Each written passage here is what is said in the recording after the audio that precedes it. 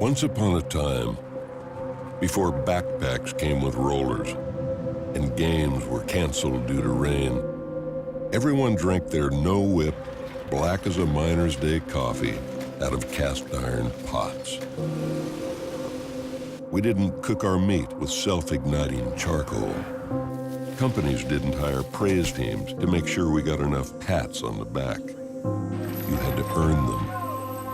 Thankfully, there are still a few of us left who believe in hard work, determination, and guts. Guts, after all, is what brings us great things.